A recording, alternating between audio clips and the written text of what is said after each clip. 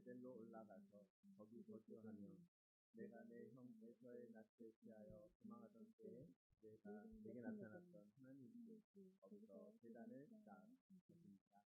야곱이 사람과 자기와 함께한 모든 자에게 이르되 너희 중에 있는 이방 신상들을 버리고 자신을 정결하게 하고 너희들의 의복을 바꾸어 입으라. 우리가 일어나 베델로 올라가자. 내 환난 날에 내게 응답하시며 내가 가는 길에서 나와 함께 하신 하나님께 내가 거기서 제단을 쌓으려 하노라 하매 그들이 자기 손에 있는 모든 이방 신상들과 자기 귀에 있는 귀고리들을 야곱에게 주는지라. 야곱이 그것들을 세겜 근처 상수리 나무 아래에 묻고 그들이 떠났으나 하나님이 그 사면 고을들로 크게 두려워하게 하셨으므로 야곱의 아들들을 추격하는 자가 없었더라. 야곱과 그와 함께한 모든 사람이 가나안 땅 루스 곧 베델에 이르고 그가 거기서 제단을 쌓고 그곳을 엘 베델이라 불렀으니 이는 그의 형의 낯을 피할 때에 하나님이 거기서 그에게 나타나셨음이더라. 아멘. 자리에 앉으시겠습니다. 하나님의 말씀입니다. 기도하고 말씀 듣도록 하겠습니다. 주님 감사합니다.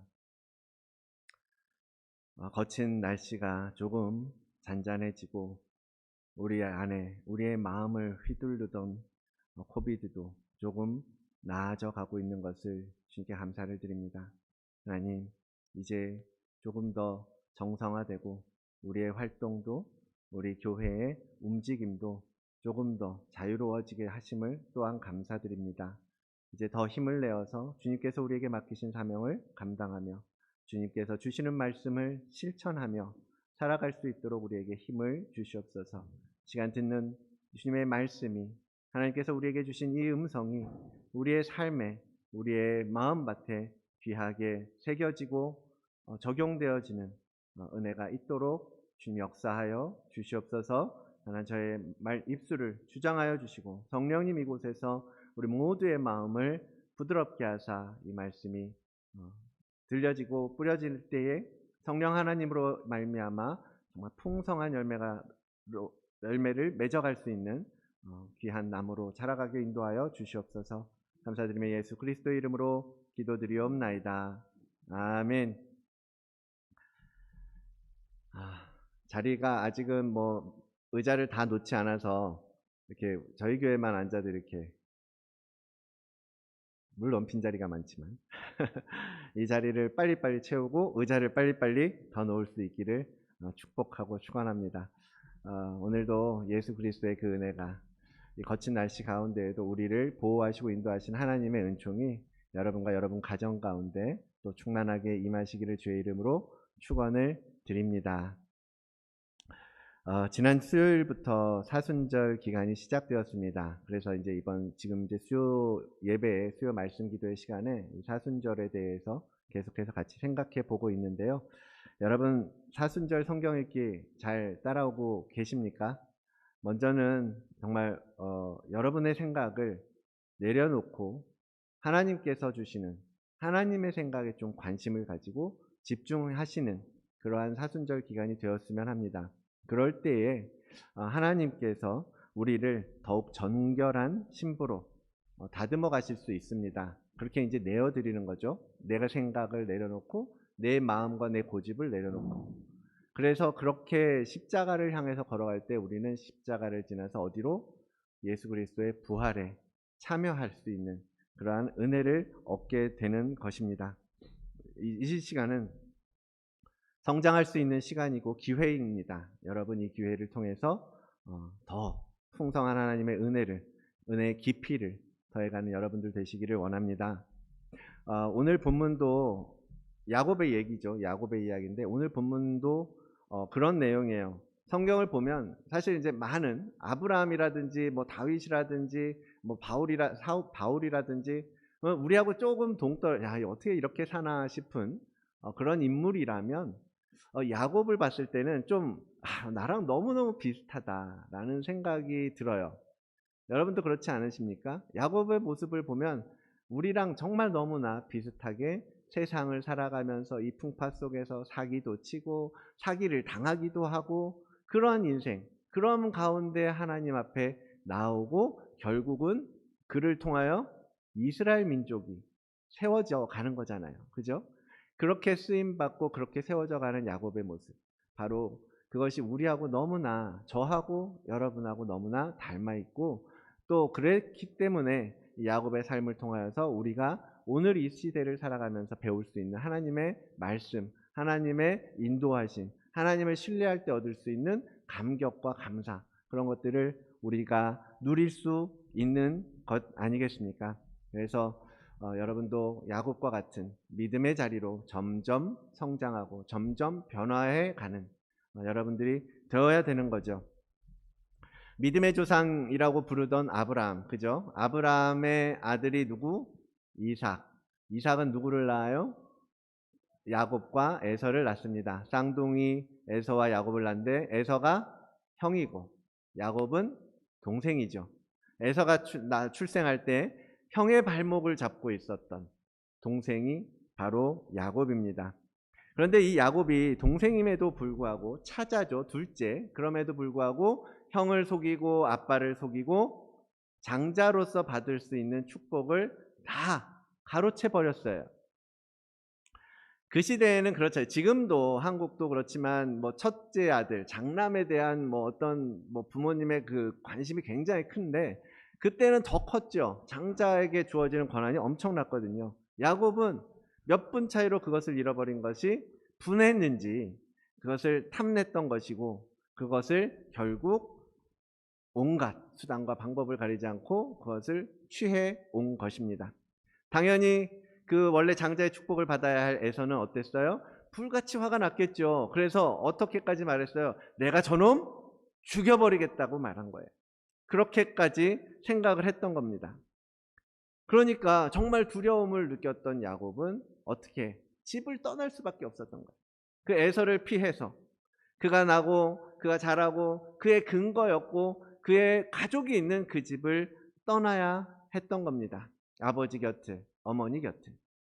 그리고 홀로 가게 된 거예요. 이런 모든 것을 뒤로 한 채 그는 형의 위협으로부터 벗어나야 했던 거죠. 그렇게 야곱은 어디로? 광야로 지나서 외삼촌 집으로 가는데 기나긴 광야길을 지나가게 되는 것입니다. 야곱은 두 번, 사실은 뭐 더 치면 세 번이라고 말할 수도 있겠지만 두 번 동안 광야를 지나가는 경험을 한 거예요. 광야를 경험했습니다. 하나는 창세기 27장, 28장에서 이제 지금 제가 말씀드렸던 것처럼 에서를 피해서 집을 나왔을 때, 그리고 밧단 아람의 외삼촌의 집에 가는 그 여정 가운데 광야를 한번 지나간 것이고요. 두 번째는 오늘 본문에 읽었던 35장, 31장부터 이어지는 외삼촌 집에서 돌아오는 길에 다시금 이제 이 광야를 지나가는 거예요. 이 두 번에 지나가는 광야는 어떻게 보면 그에게는 굉장히 다른 의미라고 말할 수 있겠어요. 그냥 보기에는 그냥 지나가는 여정이고 그냥 지나왔던 길처럼 보이지만 그 길을 통해서 그 길은 야곱에게는 가는 길이 너무나 다르고 오는 길이 너무나 달랐다라는 것입니다. 그래서 오늘 그것에 대해서 함께 생각해 보려고 하는 것인데요. 처음으로 지나가게 된 광야, 그것은 도망자로서 가게 된 광야죠. 그죠? 분노한 형으로부터 피해서 어쩔 수 없이 자신의 의지와 상관없이 가야 했던 길. 사실 그렇게 나갈 때는 금방 돌아올 줄 알았어요. 다시 금방 돌아올 거라고 생각했고 엄마인 리브가도 그렇게 얘기했거든요. 창세기 27장에 리브가가 얘기하죠. 내 아들아 야곱아, 내 말을 따라서 일어나서 하란으로 가라. 그래서 내 오라버니인 너의 외삼촌 라반에게 피신해서 내 형의 노가 풀리기까지 몇 날 동안 그와 함께 있어라. 그래 네 형의 분노가 풀리면 내가 야곱이 에서에게 행한 것을 잊어버리면 내가 사람을 보낼 테니까 그때 다시 돌아오렴 하고 보낸 거예요. 그러니까 며칠이면 그냥 며칠 좀 그냥 에서의 불같은 성격에 며칠 내지는 길게는 몇 주 뭐 아무리 길어봐야 몇 달이면 돌아올 거라고 생각했겠죠. 떠날 때는. 금방 다시 오겠지. 그러나 그렇지 못했잖아요. 무려 20년 동안 야곱은 집에 다시 돌아올 수가 없었던 거예요. 떠나 있어야 했던 것입니다. 도망치듯 집을 나서는 야곱. 이 모든 것들은 그가 저질렀던 행위의 대가를 치르는 것이었어요. 아빠를 속이고 형을 속이고 그 죄로 인해서 그는 쫓겨나고 집에서 내몰린 거예요. 얼마나 두렵고 무서웠겠습니까? 전혀 그렇게 가고 싶지 않았단 말이에요. 옛날에 그 이스라엘 땅을 보면 광야가 많은 땅이잖아요. 도시를 벗어나면, 살던 지역을 벗어나면 다 척박하고 광야고 황량하고 그런 땅이에요. 그 길을 근데 지금 어쩔 수 없이 나서고 있는 것입니다.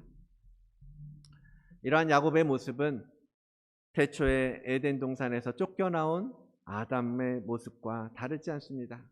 아담이 그랬잖아요. 아담이 하나님의 명령을 어겼고 그래서 죄를 지었고 타락한 그 아담을 하나님은 더 이상 에덴에 둘 수가 없었어요. 그래서 창세기 3장 여호와 하나님이 에덴 동산에서 그를 내보내어서 이제는 그의 근원이 된 땅을 갈아야 되는 것입니다. 이같이 하나님이 그 사람을 쫓아내시고 에덴 동산 동쪽에 그룹들을 두어서 그룹들과 두루 도는 불칼을 두어서 생명나무의 길을 지키게 하시니라. 쫓겨난 거예요. 쫓겨난 거예요. 아담에게는 얼마나 청천벽력과 같은 너무나 정말 두려운 그러한 하나님의 명령 아니겠습니까? 그에게는 하나님이 전부였어요. 그가 살아왔던 에덴 동산에서의 삶을 여러분 상상할 수 있지 않습니까? 모든 것이 풍성했고 모든 순간 안전했고 모든 것이 채워지는 곳이 에덴 동산이었는데 거기서 그는 하나님밖에는 몰랐는데 그런 그가 하나님으로부터 벗어난다. 하나님으로부터 바깥으로 밀려난다. 하나님의 보호하심을 떠나서 거칠고 황량한 땅으로 나아가서 살아야 한다라는 거예요. 그곳에서 그는 땅을 갈고 땀을 흘리고 그러면서 엉겅퀴와 가시덤불과 싸우면서 살아야 했습니다. 이 모두가 아담이나 야곱이나 다 죄의 대가로, 죄의 결과로 그들은 지금 광야에 나아갈 수밖에 없게 되었다라는 거죠. 하나님께서 왜 그들을 내쫓으실까요? 내모실까요? 그들을 왜 광야로 보내실까요? 왜 그들을 에덴 동산에서 나가게 하셨을까요? 먼저는 하나님은 그곳에서 나의 모습, 너 자신의 모습, 너 스스로의 모습을 보기를 원하셨습니다. 내가 어떤 자인지, 내가 왜 이렇게 좋은 땅에서 쫓겨날 수밖에 없었는지, 그러면 나는 그럼 어떻게 다시 그 집으로 돌아갈 수 있는지 그런 부분들에 대해서 돌아보기를 원하세요. 깨닫기를 원하셨던 것입니다. 이스라엘의 광야 사진 하나 찾아봤는데요. 유대 광야하고 이렇게 도시를 비교하는 사진을 찾는데 이제 어느 인터넷 누구 설교하는 장면에 있길래 봤는데 찾기가 어렵더라고요. 이거는 사진 열어주세요. 이스라엘 땅이 이래요. 앞에가 이제 도시고 지금 이제 이거는 현대 사진인데 이렇게 도시와 광야가 너무나 그림이 다르죠. 이 도시에 살다가 이제 저 바깥 광야를 지나서 다른 도시로 가고 있는 거죠. 지금 야곱은 그 길을 떠나고 있는 거예요. 여러분 사람들은요 도시에 살아요. 그렇죠? 도시엔 모든 것이 다 있어요. 먹을 거, 일할 거, 내가 사랑하는 사람, 내가 꿈꿀 수 있는 것, 내가 즐기고 내가 함께 할 수 있는 친구, 나의 애인, 모든 것이 다 거기에 있었어요. 그래서 사람들은 도시를 떠나지 않고 끊임없이 그 도시로 몰려들고 있잖아요. 도시에서의 삶이 우리를 만족하게 해주고 행복하게 해줄 것이라고 믿고 그렇게 기대하고 사람들은 도시로 계속해서 모이고 그리고 그렇게 열심히 살아가는 거예요. 그런데 놓치는 게 있죠. 도시에서 그렇게 더 나은 삶을 향해서 걸어가다 보니까 나를 볼 시간이 없었던 거예요. 하늘을 올려다볼 겨를이 없었던 겁니다. 그저 그냥 다른 사람들이 가는 길을 나도 똑같이 그들을 쫓아가야 했고, 내가 그들을 앞서가려면 그들보다 더 열심히 살아야 했고, 그들보다 더 노력했어야 하는 거예요. 그러다 보니까 정작 내가 어떤 길을 가고 있는지, 내가 어느 자리에 있는지, 내가 어디로 향하고 있는지, 내가 무엇을 놓치고 있는지는 돌아보지 못하고 그냥 막 그렇게 달려가고 있었다라는 것입니다. 지금 이 시대에 수많은 사람들도 그렇게 향방 없이 뛰고 있지는 않습니까? 사도 바울이 그러죠. 고린도전서에 다름질하기를 향방 없는 것 같이 하고 싸우기를 허공을 치는 것 같다라는 거예요. 많은 사람들이 그렇게 살고 있다라는 것입니다. 그런데 그러한 도시를 떠나서 바깥으로 나오면 그제서야 내가 나를 둘러싸고 있던 모든 것들을 벗어나서 이제 나를 볼 수 있는 시간이 되는 거예요. 그래서 사람들이 여행을 좋아하는 거잖아요. 여행 가면 나의 모습을 보고 세상의 다른 모습을 보고. 물론 여기서는 여행의 어떤 유익을 말하고자 하는 것은 아닙니다. 우리가 살고 있었던, 우리가 익숙해 있었던 그 모든 것들이 나를 볼 수 있는 시야를 가려버리고 덮어버리고 있다라는 것을 우리는 생각해 봐야 한다라는 것입니다.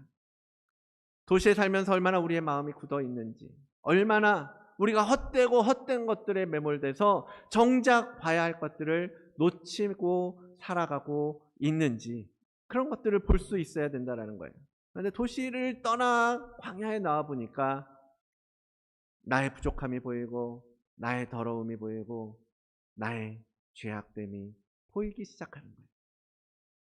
내 안에 있던 육신의 정욕, 안목의 정욕, 이생의 자랑, 그런 것들로 가득한 내 안에 그 추악한 모습들을 이 광야에 나오니까, 이 도시를 떠나 나와 보니까 그제서야 보게 되고 깨닫게 되는 거예요. 그래서 하나님은 우리를 광야로 보내시기도 한다라는 것입니다.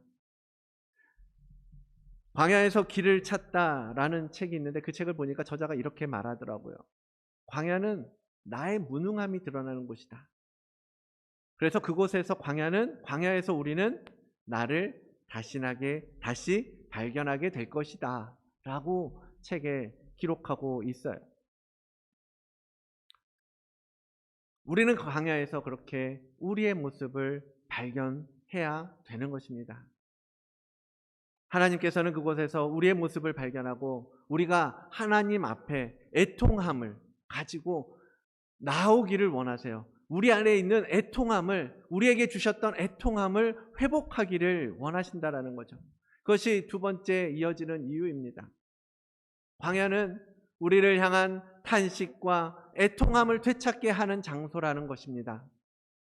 거기서 우리는 슬퍼하는 것을 배웁니다. 나의 모습 때문에, 나의 추함 때문에, 나의 그 깨어진 우리의 모습에 대한 애통함, 내가 왜 이렇게까지 되었는가, 내가 왜 이렇게까지 망가졌는가, 그러한 눈물이 회복되어야 하는 거죠. 여러분 안에 그러한 애통함이 있는지 살펴보십시오. 나의 모습 때문에, 내 안에 있는 그러한 추악하고 더러운 것 때문에 애통하는 마음이 여러분 안에 있으십니까? 예수 그리스도를 믿기 위해서는요, 무엇보다도 그러한 나의 실체를 볼 수 있어야 되는 거예요. 죄인이라고 하는 우리의 본질적인 본 모습, 그것을 발견해야 되는 거예요. 여러분이 여기에 앉아 계시든지 교회에 나오지 않고 다른 곳에 있든지 몸이 어디에 있냐가 중요한 것이 아니라 정말로 참 믿음, 진짜 신앙은 내가 죄인이라고 하는 나의 자아인식에서부터 출발하기 때문입니다. 내가 죄인이라는 것을 알아야 우리는 하나님 앞에 나아올 수 있기 때문입니다. 그래서 광야에 나가는 것은요, 우리에게 축복이라고 말을 하고 있는 거예요. 여러분, 복음을 전하기 제일 어려운 분들이 누구세요? 누굽니까? 어떤 사람들입니까? 여러분, 전도할 때 제일 어렵다라고 생각되는 사람들이 누구예요? 착하게 사는 사람들이에요. 선하게 사는 사람들이에요. 이 정도면 잘 살고 있는 거라고 말합니다. 아, 나도 존경받고 살아. 나도 잘 살고 있어. 나도 여러 사람 도와. 난 착하게 살아. 나 때문에 나 욕먹는 거 하나도 없어. 라고 말하는 분들. 그런 분들은 결국 어디로 가요? 그러므로 나는 하나님이 필요 없어. 나는 신이 필요 없어. 난 잘 살고 있기 때문에. 라고 가는 거예요. 죄인이라고 하는 나의 깊은 곳에 있는 나의 본 모습, 나의 정체성, 나의 죄인으로서의 정체성을 깨닫지 못하고 발견하지 못했기 때문에 그들은 하나님 앞에 나오기가 너무나 어려운 거예요. 그러니까 많은 간증들을 보면 막 그렇게 자기 마음대로 살다가 밑바닥 탁 칠 때 그렇게 얘기를 하잖아요. 뭐 질병이든 뭐 재정적이든 부도든 뭐 어떠한 이유로든 밑바닥 탁 칠 때 그제서야 내가 하나님께서 이렇게 나를 은혜를 베풀어 주셨는데 내가 지금 이렇게 망가지고 말았구나 라는 것을 나의 모습을 발견하고 그제서야 하나님을 찾고 하나님 앞에 나오게 됐다. 그런 간증이 대부분이잖아요. 그러한 애통함을 가지고 여러분 하나님 앞에 나아가야 합니다. 그것을 우리는 회개라고 부르는 거예요. 회개. 누가복음 18장에 세리는 이렇게 기도합니다. 세리는 멀리 서서 감히 눈을 들어 하늘을 쳐다보지도 못하고 다만 가슴을 치며 이르되 하나님이여 불쌍히 여기소서. 하나님이여 불쌍히 여기소서. 나는 죄인이로소이다 하였느니라. 하나님 앞에 할 말이 없는 거예요. 할 말이. 무슨 변명할 것도 없고 그냥 끊임없이 남의 돈을 갈취하고 나의 잘됨을, 나의 안일과 나의 평안과 나의 부유함을 위해서 행해왔던 나의 모든 죄악들 하나님 앞에 그렇게 기도할 말이 없는 거예요. 세리는. 그런 애통함을 그런 발견했던 것입니다. 내가 하나님 앞에 나아갈 수 없는데 하나님께 내가 무엇을 말할 자격이 없는데 하나님 나를 불쌍히 여겨 주시옵소서. 그냥 그렇게 말할 수밖에 없었다라는 거예요.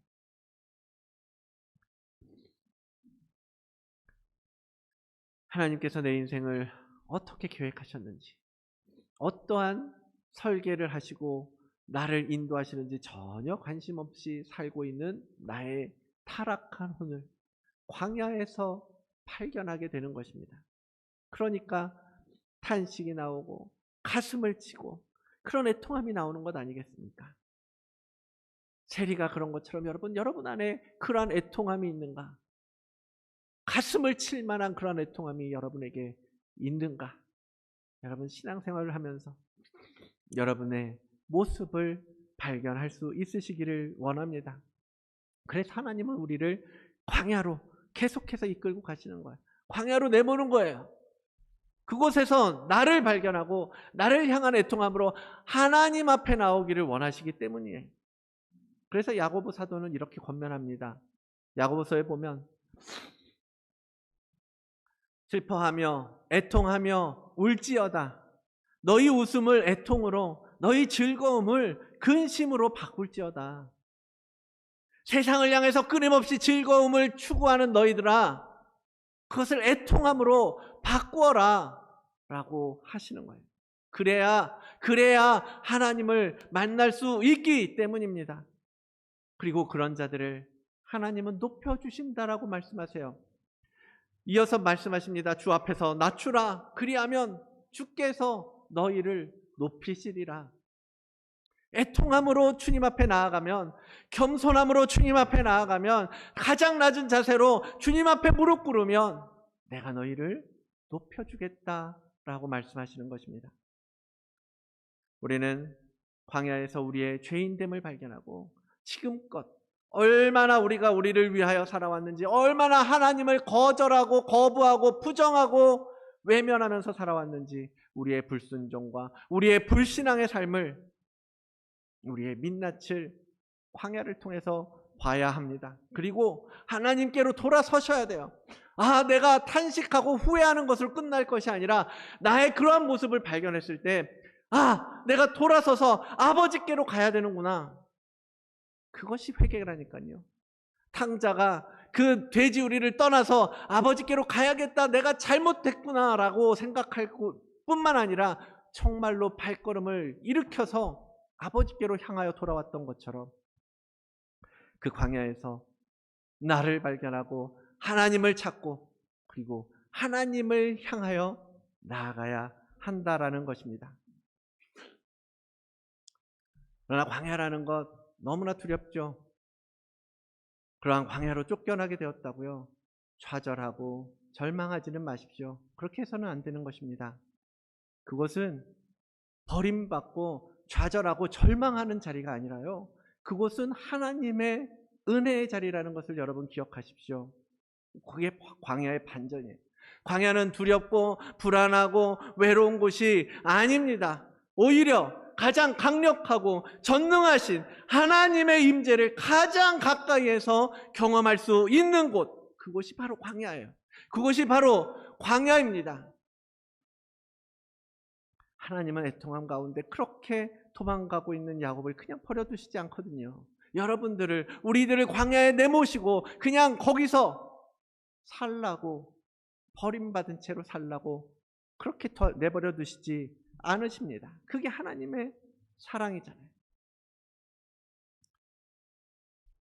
하나님께서는 그들을 사랑하셨기 때문에, 우리를 사랑하셨기 때문에 찾아오시고 그리고 택하여 복 주시기로 작정했던 아브라함과 그의 후손, 그의 씨, 그들을 광야 가운데에서도, 광야를 지나가는 길에서도 돌봐주셨던 것입니다.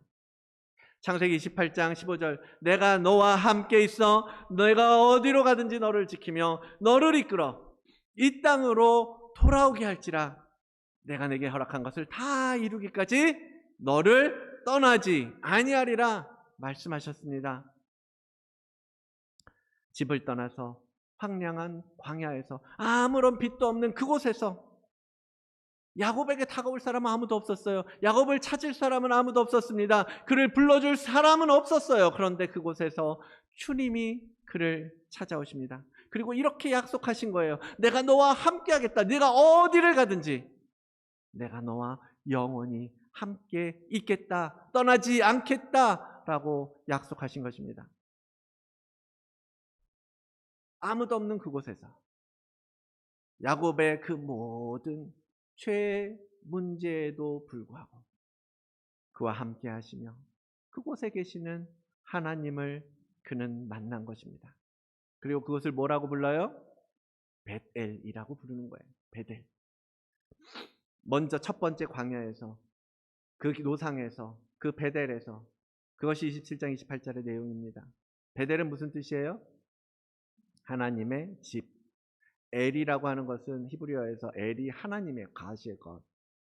그리고 벳이라는 말은 집을 의미합니다. 그러니까 벳엘이라고 말할 때 이제 하나님의 집이라는 말이 되는 거죠. 하나님이 여기 계시는구나. 여기가 바로 하나님의 집이구나. 야곱은 거기서 하나님을 만난 거예요. 그냥 할아버지부터 아버지를 이어서 쭉 그냥 할아버지 아브라함의 하나님, 이삭의 하나님, 그래 아빠의 하나님, 할아버지 하나님 알고 있었어요. 그도 믿는 줄 알고 있었어요. 그러나 그는 하나님을 만난 적이 없었던 겁니다. 이제야 할아버지 하나님, 아버지 하나님이 진짜구나, 살아계시는구나, 여기 계시는구나, 나를 만나주시고 찾아주시는구나, 그것을 그제서야 보기 시작한 거죠. 그래서 28장 16절에 야곱이 잠이 깨어 이르되 여호와께서 과연 여기 계시거늘 내가 알지 못했구나 라고 고백하는 것입니다. 이렇게 하나님을 만나는 곳이 우리 인생의 터닝 포인트가 되는 곳이 바로 광야예요. 광야. 내가 죄인이라는 것을 깨닫고 그러므로 하나님을 찾고 그를 향하여 몸을 돌리게 하는 곳이 광야이고, 그곳에서 우리는 하나님의 은혜, 우리와 함께 하시는 임마누엘 하나님을 경험하게 되는 것입니다. 그것이 첫 번째 광야의 의미인데요. 야곱은 이처럼 자신의 의지와 상관없이 쫓겨나듯이 갑작스럽게 집을 떠나서 광야로 밀려나올 수밖에 없었지만 거기서 하나님을 만났고 이제는 뭐예요? 릴레이션십이 생긴 거야. 아, 나의 하나님이라고 고백할 수 있는, 말할 수 있는 관계를 이 광야에서 그는 세우게 된 것입니다. 그것이 첫 번째 광야의 의미라는 거죠. 그와 달리 두 번째 광야의 의미는 오늘 본문에서 볼 수 있는데요. 오늘 본문은 이제 그렇게 첫 번째 광야를 지나서 라반의 집에, 외삼촌의 집에 갔잖아요. 그렇게 가서 거기서 정말 많은 일이 있었죠. 삼촌도 나를 속이고 뭐 내가 원하지 않는 여인과 결혼해야 했고 내가 원하지 않게 20년 동안이나 집을 돌아가지 못하고 거기서 외삼촌을 섬겨야만 했던, 엄청 고생하고 엄청 일하고 그렇게 살았잖아요. 그러나 결국 하나님께서 약속하신 대로 그를 다시금 집으로 가라고 하시는 거예요. 집으로 데리고 가십니다. 31장 3절 여호와께서 야곱에게 이르시되 내 조상의 땅 내 족속에게로 돌아가라. 내가 너와 함께 있으리라. 그렇죠? 27장에서 약속하셨던 하나님께서 28장에 몇 장이에요? 28장에서 약속하셨던 하나님께서 이제 그 약속을 지키시는 거잖아요. 됐다. 이제 가라. 그때까지 야곱은 정말 잘 참고 견디고 기다렸던 거예요. 그는 하나님을 믿었던 거죠. 그리고 이제는 아버지 하나님, 할아버지 하나님이 아닌 나의 하나님으로 그의 말씀에 순종하는 모습을 오늘 본문은 보여주고 있는 것입니다. 35장 1절, 오늘 본문 1절 하나님이 야곱에게 이르시되 일어나 베델로 올라가서 거기 거주하며 내가 내 형 에서의 낯을 피하여 도망하던 때에 내게 나타났던 하나님께 거기서 제단을 쌓으라 하신지라. 오는 길에 하나님을 만났던 그곳으로 다시 가라고 하시는 거예요. 하나님의 집이라고 불렀던 그곳에서 다시 내게 나아와라. 그렇게 말씀하실 때 야곱은 이제 머뭇거리지 않아요. 오케이, 하나님이 말씀하셨으니까 바로 갑니다. 그곳으로 떠납니다. 고민하지 않아요. 거기 어떤 조건도 걸지 않습니다. 그저 하나님이 제단을 쌓으라고 하시니까 베델로 가요. 그리고 가라 하시니까 말씀하신 대로 순종하고 있는 것입니다. 야곱은 첫 번째 광야를 지날 때는 떠밀리듯이 내 의지와 상관없이 갔던 것이라면 이번에는 자신의 의지를 들여서 하나님께 나아가는 거예요. 두 번째 광야는 그렇게 완전히 달라지는 것입니다. 그래서 오늘 본문 2절 3절 야곱이 이에 자기 집안 사람과 자기와 함께한 모든 자에게 이르되 너희 중에 있는 이방 신상들을 버리고 자신을 정결하게 하고 너희들의 의복을 바꾸어 입으라. 우리가 일어나 베델로 올라가자. 내 환난 날에 내게 응답하시며 내가 가는 길에서 나와 함께 하신 하나님께 내가 거기서 제단을 쌓으려 하노라. 그 기나긴 세월 그는 참고 인내하고 견뎌오면서 오는 길에 만났던 그 하나님을 온전히 신뢰하고 이제는 그를 온전히 믿을 수 있는 견고한 믿음의 소유자로 변화된 거예요. 떠나오던 날 베델에서의 모습은 아직 미완성의 모습이었잖아요. 왜냐하면 그때까지도 그는요 하나님을 만났으나 하나님이 여기 계시는구나 하고 고백할 수 있었지만 아직은 하나님을 온전히 신뢰하지 못했잖아요. 그래서 그 조건을 걸잖아요. 28장 20절에 보면 야곱이 서원하여 이르되 하나님이 나와 함께 계셔서 내가 가는 이 길에서 나를 지키시고 먹을 떡과 입을 옷을 주시고 내가 평안히 아버지 집으로 돌아오게 하시오면, 하나님이 이렇게 나한테 해주시면 이제 여호와께서 나의 하나님이 되실 것이요 내가 기둥으로 세운 이 돌이 하나님의 집이 될 것이고 하나님께서 내게 주신 모든 것에서 10분의 1을 내가 반드시 하나님께 드리겠나이다 하였느니라. 이렇게 하나님 해주시면 이젠 진짜 내가 하나님을 믿을게요. 내가 진짜 하나님께 나의 모든 것을 드릴게요 라고 조건을 걸었던 거거든요. 그것이 떠날 때의 야곱의 모습이었단 말이죠. 그런데 오늘 본문의 모습은 훨씬 그보다는 뭐예요? 적극적이고 능동적이고 확신에 찬 모습 아닙니까? 그새 떠나올 때는 혼자였어요. 그런데 이제는 당당하게 그 많은 무리들을 향하여서 이방 신상을 버리고 옷을 다 바꿔 입고 내가 나를 돌보주고 나와 함께 하신 하나님께 제단을 쌓으러 가노니 라고 말할 수 있는 그런 확신에 찬 믿음의 사람이 되었다라는 것입니다. 그런 믿음을 가지고 그는 지금 다시 베델로 가는 거예요. 아무것도 없이 그저 베고 누웠던 돌베개를 세우고 기름을 부어서 이곳이 하나님의 집이야. 여러분 베개로 썼던 돌이 얼마나 큰 돌이었겠어요. 요만한 돌을 놓고 거기에 기름을 부으면서 거기에 의미를 부여하는 거 하나님이 여기 계시는구나. 그런데 실제로 두 번째 올 때는 그 하나님의 집에 누구와 와요? 두 아내와 두 첩, 네 아내라 그래야 되나? 두 아내와 두 첩과 12아들과 수많은 종과 수많은 가축과 이제는 거기에 와서 전제물을 붓고 기름을 붓고 다시 한번 하나님의 말씀을 따라 예배하는 거예요. 그렇게 되었으니 얼마나 감개무량하겠습니까? 다시 그 자리에 와서 예배하는 야곱이 얼마나 정말 감격스러웠겠습니까? 그는 그곳을 다시 이렇게 이름합니다. 본문 7절 그가 거기서 제단을 쌓고 그곳을 엘베델이라 불렀으니 이는 그의 형의 낯을 피할 때 하나님이 거기서 그에게 나타나셨음이더라. 아멘. 엘베델. 처음 이 말씀의 은혜를 알게 되었을 때 정말 가슴이 뜨겁더라고요. 엘베델. 여러분 무슨 뜻이겠어요? 엘베델? 베델은 하나님의 집. 엘은 하나님.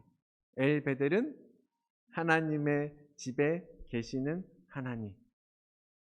하나님의 집에 계시는 하나님. 이름만 하나님의 집이 아니라 실제로 그가 머무시고 우리를 맞아주시는 언제든지 가도 계시는 그 하나님.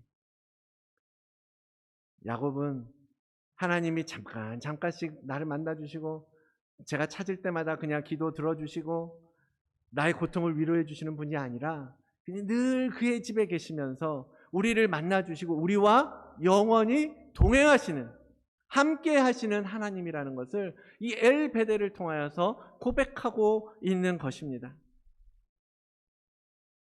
사랑하는 여러분, 우리 교회 하나님의 집이죠. 교회는 하나님의 집이라고 말합니다. 하나님이 임재하시고 하나님이 계시는 집이라고 우리는 듣고 배우고 알고 있잖아요. 그런데 이곳에 계신 하나님, 이곳에서 여러분을 맞아주시고 여러분을 위로해 주시고 안아주시고 보호해 주시고 또한 그분의 생명을 나눠주시고 자신의 살과 피를 나누시면서 우리와 동행하시는 그 하나님을 여러분 언제 경험하셨습니까? 여러분은 어떻게 이 교회를 통하여서 하나님을 엘베델, 이 교회를 엘베델이라고 고백할 수 있으십니까? 하나님께서 실존하시고 실제하시는 교회, 하나님의 집, 하나님의 계시는 하나님의 집, 이 교회가 다드림 교회가 엘베델의 자리가 되기를 원합니다. 그냥 하나님이 한 번씩 방문하셔서 가끔씩 임재하셔서 우리를 뜨겁게 하시는 그런 교회가 아니라요. 정말 모든 예배와 모든 우리의 모임과 모든 성도의 마음과 모든 성도의 가정 가운데 언제나 늘 함께 동행하시며 함께 하셔서 그곳이 엘베델이라고 말할 수 있는 하나님이 언제나 계시는 하나님의 집이 되는 그러한 교회 공동체가 되기를 원한다라는 거예요. 그래서 언제라도 누구라도 이곳에 오면 여러분을 만나면 여러분의 집을 방문하면 엘베델, 야 하나님이 진짜로 계시네, 하나님이 살아계시는구나, 하나님이 실존하시고 여러분과 함께 하시는구나 라고 고백하면서 예배할 수 있는 그런 교회로 주님께서 인도해 주시기를 간절히 소망합니다.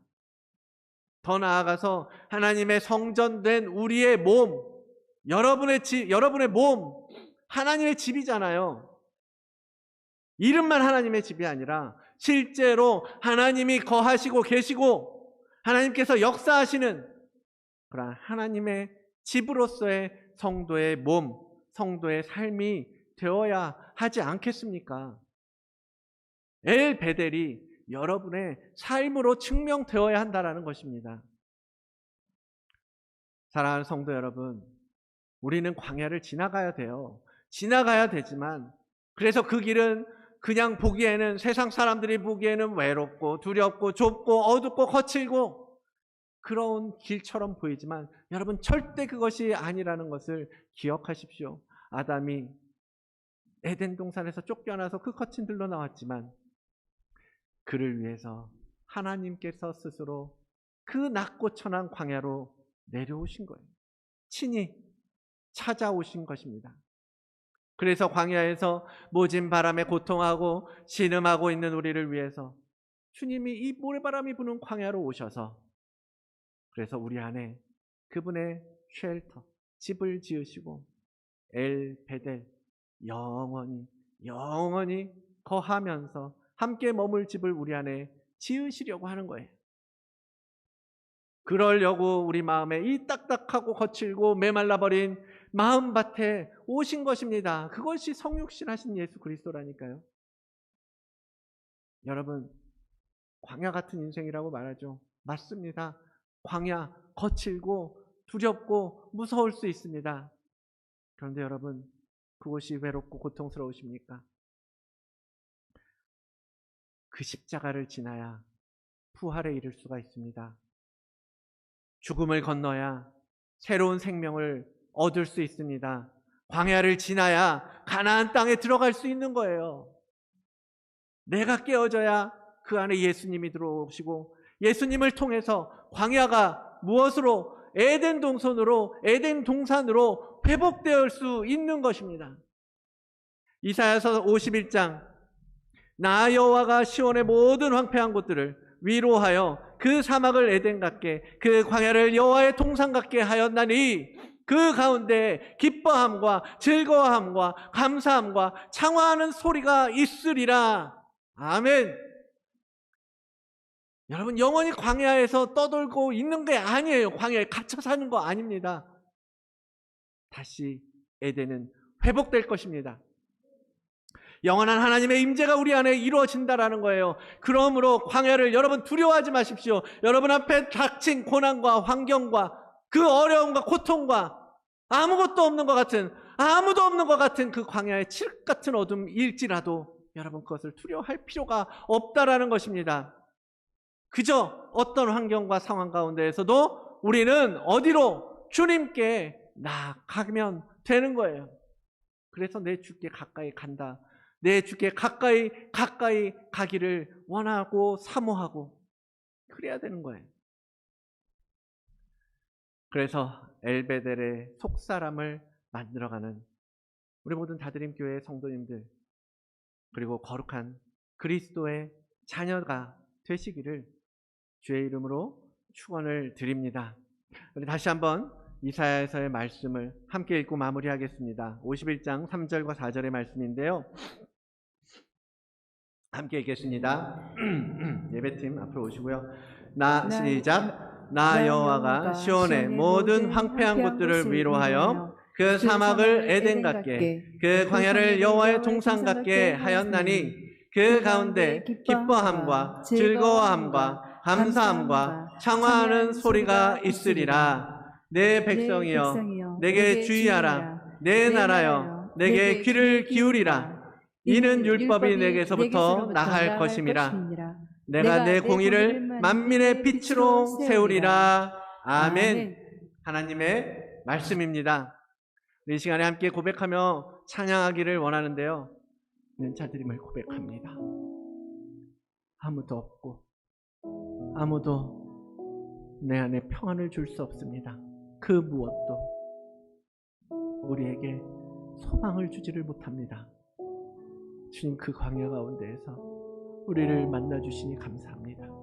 우리를 불러주셔서 이 거룩한 하나님의 집, 하나님이 계시는 집 가운데 속하게 하시고, 또한 우리의 속사람이, 우리의 심령이 그리스도의 생명으로 하나님의 집이 지어가는 터가 될 수 있도록 인도하여 주시니 감사합니다.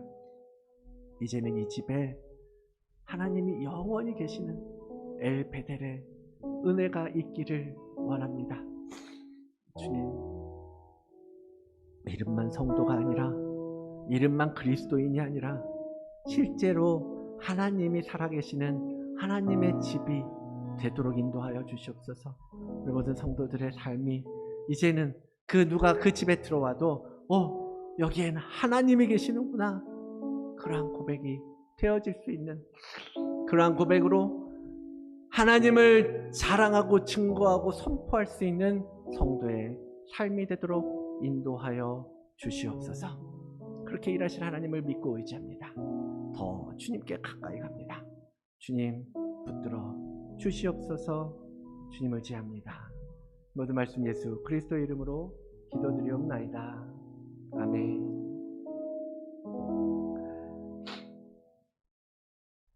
찬송가 305장인데요.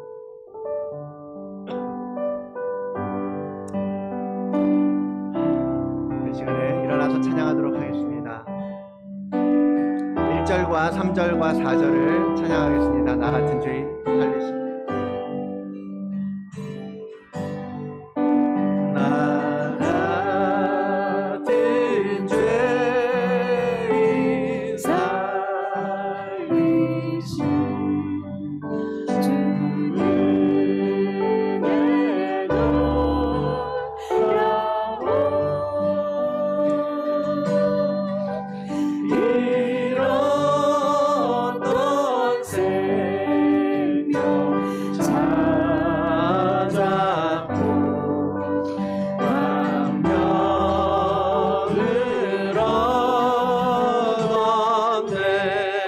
내가 산 것도 주님의 은혜라.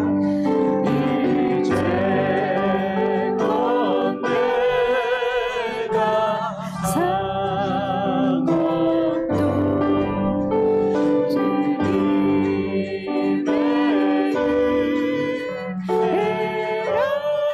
내가 산 것도 주님의 은혜라. 또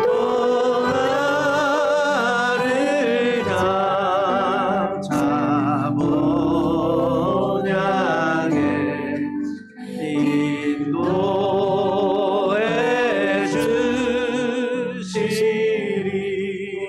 거기서 우리 영원히 주님의 은혜로, 거기서 우리 영원히 주님의 은혜로 해처럼 밝게 주 찬양하리라.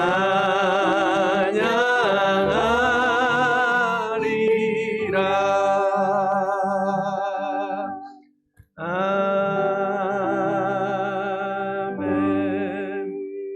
주님 감사합니다.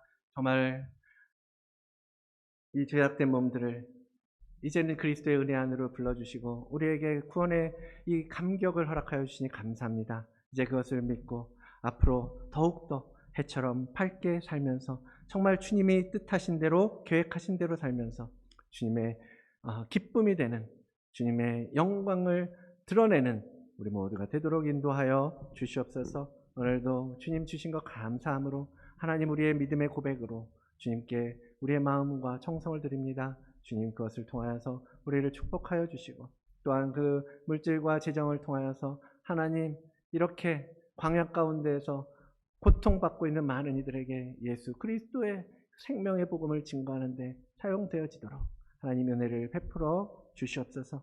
오늘도 주님의 그 은혜로 하나님 살아갑니다. 일주일 동안 승리하게 하시고 주님과 더불어 살아가는 기쁨이 있고 간증이 있고 감사가 넘치는 모든 일주일의 삶이 되도록 은혜를 베풀어 주시옵소서. 감사드리며 예수님 이름으로 기도드리옵나이다. 아멘.